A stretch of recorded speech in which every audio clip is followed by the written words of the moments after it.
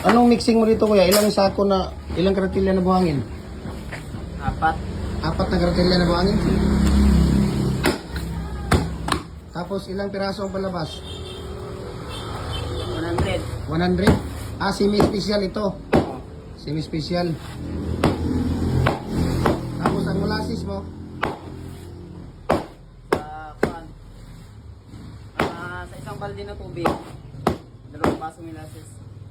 So lahat-lahat sa isang bag na simento, mga 1 liter, O 1 liter. 1/2 liter. 1/2 liter yung 1 bag cement. Oo. Ayun. Tapos yung toppings mo dito kuya, Kuan. May halo na inayag. ayun. So yung toppings mo dito, ilang simento? Isa lang. Isang simento, ilang painsan? Yung gamit ng painsan. Yung inayag. Inayag. Ayun nga, painsan nga, ilan yon? Depende. May tatlong pala. Mga ilang pala? 3. 3 or 4. Sa isang sako. Tatlo or 4 na pala na yung painsan, yung pinong buhangin. Oo. Yun ang ihalo mo sa isang bag na simento sa toppings. Oo. Okay. Kasi ang ginagawa dito ni Kuya mga idol, no, ulitin ko po ito. Ano to, bar breaks with concrete garden bar breaks plain cement toppings. So ang ratio na dito, 4 na karatilya kuya, di ba? Oo. 4 na karatilya na buhangin, 1 bag of cement, 1/2 liter na molasses. Sa isang karatilya, isang sako din yun. Isang sako Oo. sa isang karatilya. Oo. Kaya nga, so 4 na simento. Oo. 4 na simento. Tapos 4 na sa isang ano, sige, ano na, sa isang tawag dito, sa isang bag na simento, 2 can na molasses. Oo. So bali 1 litro lahat yung 4 na ano. Di ba? Yung 4 na bag mo na simento. Ah, yun pala ang mixing ni Kuya. Hindi kami nagkaintindihan dito sa mixing ni Kuya. So ngayon, uulitin ko po, no. Ang ginagawa ni Kuya dito, bar breaks with plain cement toppings. So ang ratio na dito, 4 na karatilya. So 4 na karatilya, 4 na sako na simento. Tapos 1 liter of molasses yung halo niya dito kasi kada karatilya mayroon kang 2 can na molasses, di ba? Oo. 2 cans of molasses na maliit, yung sardinas na maliit, di ba? Na ano, takalan mo. Ganon. Tapos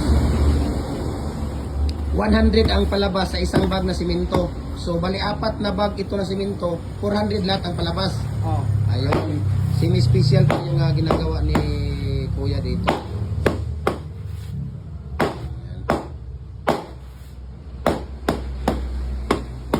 Magkano ang sahod dito kuya sa isang piraso? Tagdus. Tagdos, 2 piso isa. 2 piso bawat isa. Tagdus ang isa. Dos isa? Oo. So, 4 yung isang ano mo, 4. 4 pesos yan. Ayo. Diba?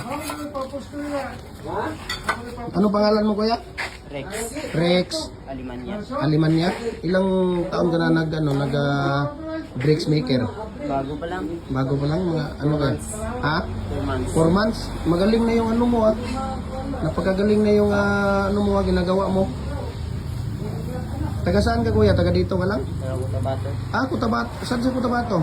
Sayap. Midsayap? Ah, taga Midsayap pala to si kuya. Ayun. Taga Midsayap pala si kuya.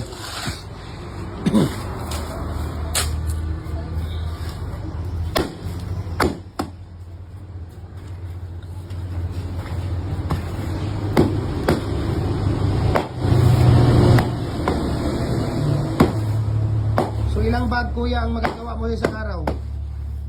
5. 5 bags. Ayun.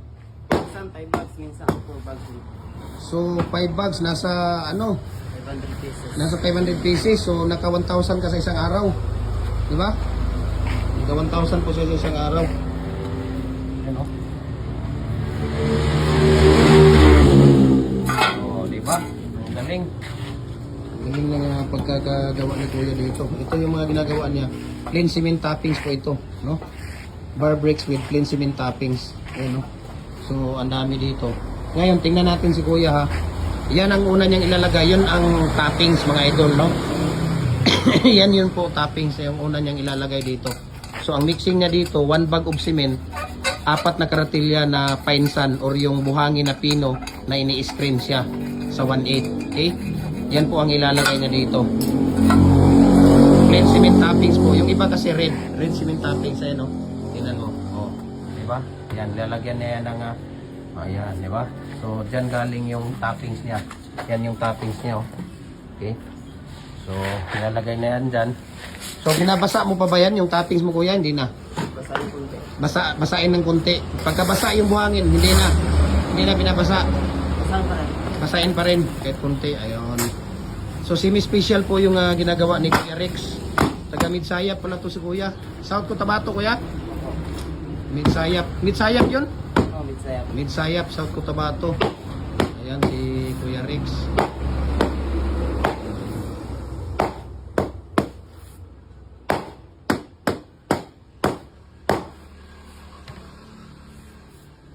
Yun, tingnan mo. Semi-special yan, ha?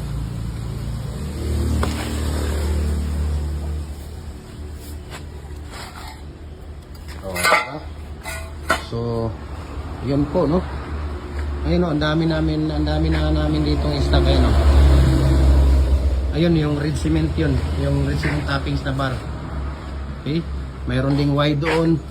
Mayroon ding bar dito. Yan, ganyan. So, bar din yan lahat. So, bar ito lahat. Ang dami, no? Mga ginagawa ni Kuya dito.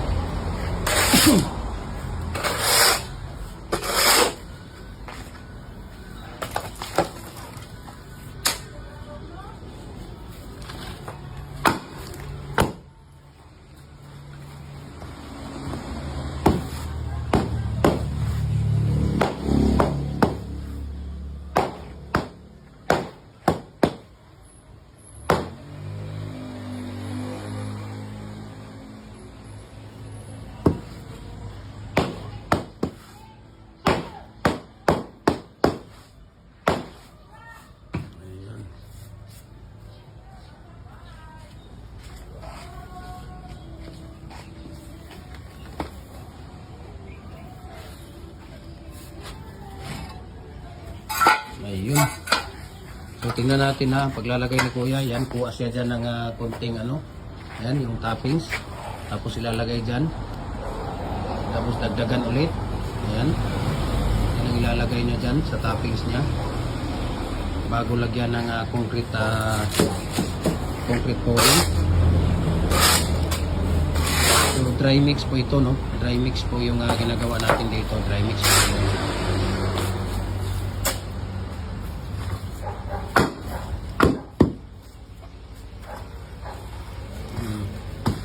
Kitang-kita mo naman. Semi-special po ito, no? Kasi ulitin ko po, no, yung mixing dito. So, ang mixing ni Kuya dito, 4 na karatilya na buhangin, 4 na Portland cement na type 1 ang gamit ni Kuya. 4 na bag na Portland cement, 4 din na karatilya na buhangin, 1 liter na molasses, 400 pieces ang palabas. Okay? 400 pieces ang palabas.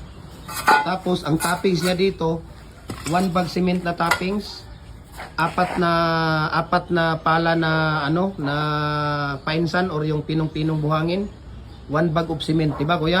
Tapos dagdagan ng kunting tubig pag hindi dry lang siya talaga, ayan, no? Dry lang po yan, no? Dry po yan. Ayan, diba?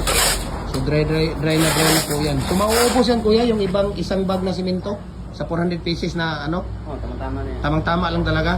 Ayun. Tamang-tama lang pala yung topping niya sa 1 bag of simento. Sa 4 na sa 4 na tawag dito. 4 na bag na Nasaan yung karatilya mo dito Kuya? Doon sa likod?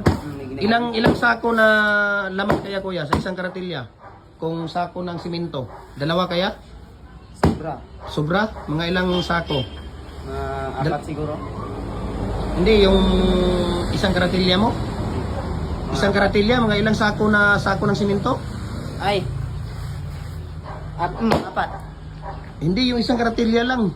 Ilang laman, ilang sakong simento yun ang laman niya. Kung i-transfer mo yung isang karatilya na buhangin sa ano, sa lagayan ng simento.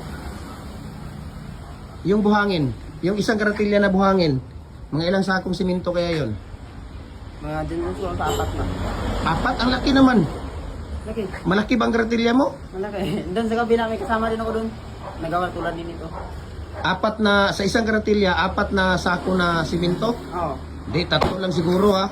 Mga apat, tatlo. Hindi ko Tatlo lang, makuhaan. tatlo lang yun. Tatlo lang kasi lahat ng mga karatilya natin, tatlo lang. Di ba? Hindi ko matawag mo. Minsan, dalawat kalahati, minsan tatlo. Di ba? Yung malaking karatilya. Okay? Tatlo lang yun. Tatlo, hindi. Walang apat sa karatilya na ano. Yung laman, masyadong malaki yun pagka-apat. Wala nga gano'n ako na-testingan itong sukod ba? Tatlo lang yan. Pinakamalaki na yan, tatlo natin na karatilya, di ba? Ayun. So, maraming salamat Kuya Rex ha. Sige. Ayan. Maraming salamat and God bless po sa kay Kuya Rex.